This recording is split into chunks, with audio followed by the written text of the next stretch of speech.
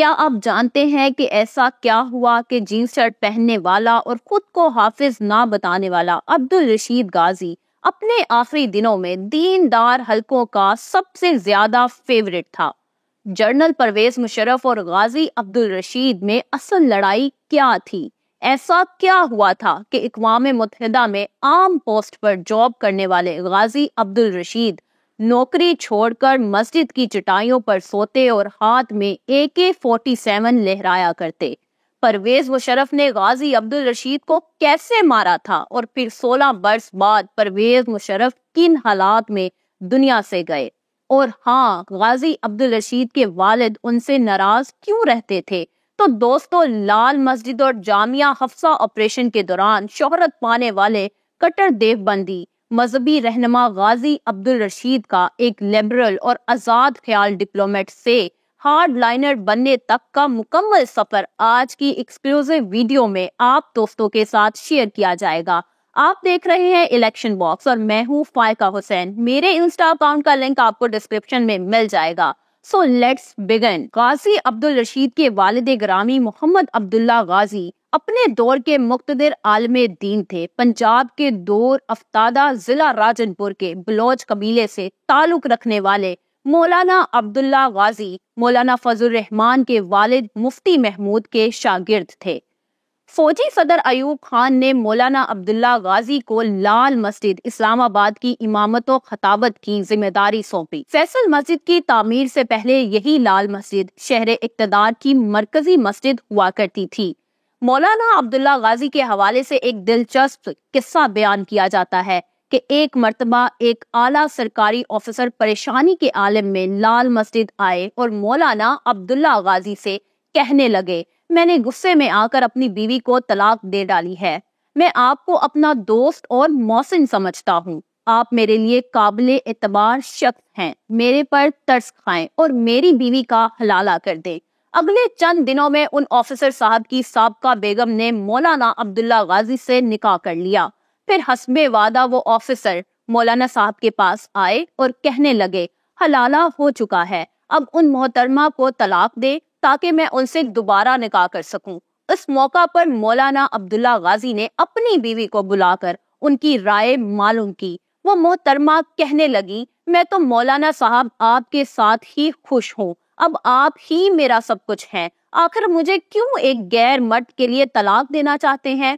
ان madam کا یہ جواب سن کر وہ سرکاری آفیسر الٹے پاؤں واپس لوٹ گیا۔ مولانا عبداللہ غازی اور ان خاتون کو اللہ نے 29 جنوری 1964 کو بیٹے سے نوازا جس کا نام عبدالرشید غازی رکھا گیا۔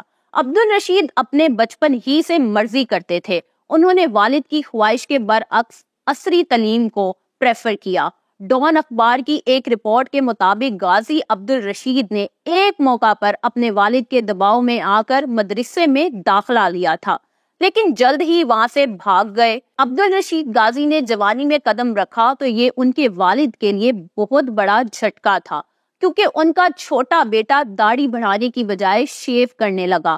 تب عبدالرشید غازی جینس شرٹ پہنے اسلام آباد میں گھومتے پھرتے۔ وہ باقاعدہ حافظ قرآن تو تھے، لیکن انہوں نے کبھی بھی اپنے نام کے آگے حافظ نہیں لکھا تھا۔ یہی وجہ تھی کہ مولانا عبداللہ نے غازی عبدالرشید سے نالاں ہو کے اپنے جانشین اپنے بڑے صاحبزادے مولانا عبدالعزیز کو بنانے کی وصیت کی تھی۔ غازی عبدالرشید قائد اعظم یونیورسٹی سے 1988 میں انٹرنیشنل ریلیشن میں ایم اے کی ڈگری حاصل کرنے کے بعد اقوام متحدہ کی تنظیم یونیسکو میں جاب کرنے لگے۔ یہاں میں آپ کو بتاتی چلوں کہ غازی عبدالرشید کے بدترین مخالف جنرل پرویز مشرف کے والد سید مشرف الدین بھی ڈپلومیٹ تھے۔ مولانا غازی عبدالرشید کو اپنے دادا سے خاص نسبت تھی۔ وہ بھی اپنے دادا کی طرح اپنی جوانی کے دنوں میں دین کے زیادہ قریب نہیں تھے۔ بتایا جاتا ہے کہ تاج برطانیہ نے غازی عبدالرشید کے دادا کو 8 سال تک جیل میں رکھا۔ یہاں رہتے ہوئے وہ مذہبی ہو گئے اور آج ان کی اولاد میں تقریباً سب حفاظ اور عالم دین ہیں۔ غازی عبدالرشید کی زندگی میں 180 ڈگری کا ٹرن تب دیکھا گیا کہ جب وہ اپنے والد کے ہمراہ افغانستان گئے، جہاں دونوں باپ بیٹے کی اسامہ بن لادن سے ملاقات ہوئی۔ پاکستان واپسی کے چند روز بعد مولانا عبداللہ غازی خون سے نہلا دیے گئے تو غازی عبدالرشید کی زندگی میں تبدیلی آئی۔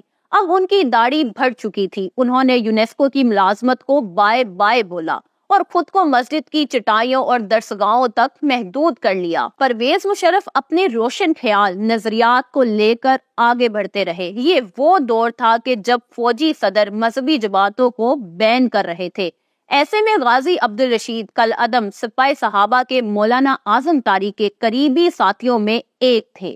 جب جنگ سے MNA مولانا اعظم طاری کو اسلام آباد میں ٹارگٹ کلنگ کا نشانہ بنایا گیا تو غازی عبدالرشید نے مولانا صاحب کا لال مسجد میں جنازہ پڑھایا۔ جنرل پرویز مشرف ایٹمی سائنسدان ڈاکٹر عبدالقدیر خان کو نظر بند کیے ہوئے تھے اور ان کی تمام مراعات روک لی گئیں۔ ایسے میں غازی عبدالرشید اپنے ساتھیوں کے ہمراہ ڈاکٹر عبدالقدیر خان کی مالی امداد کرتے رہے۔ وہ امریکی ڈرون حملوں کے خلاف بننے والے مذہبی جماعتوں کے اتحاد کے متحرک ممبر تھے اور شہر اقتدار میں ہونے والے مظاہروں میں پرجوش تقریریں کیا کرتے۔ غازی عبدالرشید کو 2004 میں اہم تنصیبات پر حملے کرنے کا ماسٹر مائنڈ قرار دیا گیا۔ تب گورنمنٹ نے بارود سے بھری ایک گاڑی بطور ثبوت پیش کی تھی اور کہا تھا کہ عبدالرشید غازی 14 اگست کو ایوان صدر، قومی اسمبلی اور آرمی ہیڈ کوارٹرز کو تباہ کرنے کی سازش میں ملوث ہیں۔ اس الزام کے بعد غازی عبدالرشید انڈر گراؤنڈ ہو گئے۔ یہ سب کچھ ایسے وقت میں ہو رہا تھا کہ جب غازی عبدالرشید کے والد مولانا عبداللہ کے دوست جنرل ضیاء کے فرزند اعجاز الحق پاکستان کے وزیر مذہبی امور تھے۔ خیر، اعجاز الحق نے اس معاملے میں انٹروین کرتے ہوئے غازی عبدالرشید کو تمام الزامات سے بری کروا دیا۔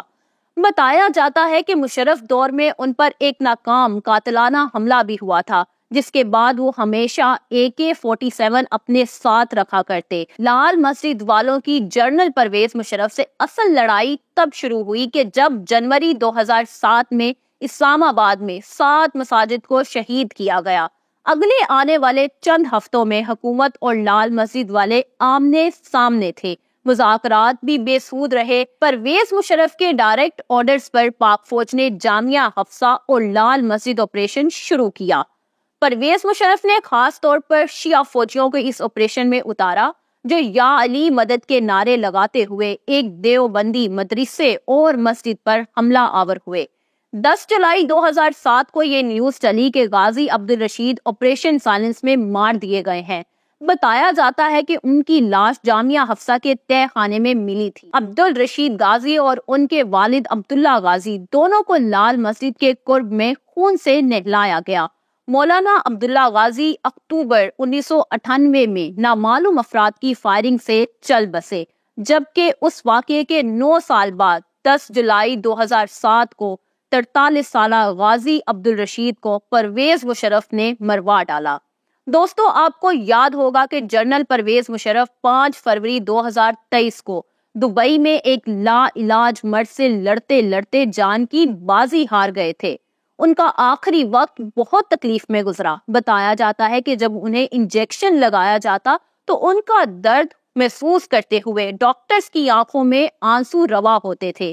ایسے میں دیندار حلقوں میں جنرل پرویز مشرف کی موت کو مکافات عمل کہا گیا۔ امید کرتی ہوں آج کی ویڈیو آپ کو پسند آئی ہوگی۔ اگر آپ غازی عبدالرشید کے دوست اور سابقہ MNA مولانا اعظم طاری کے دلچسپ حقائق جاننا چاہتے ہیں تو یہاں اوپر کلک کریں۔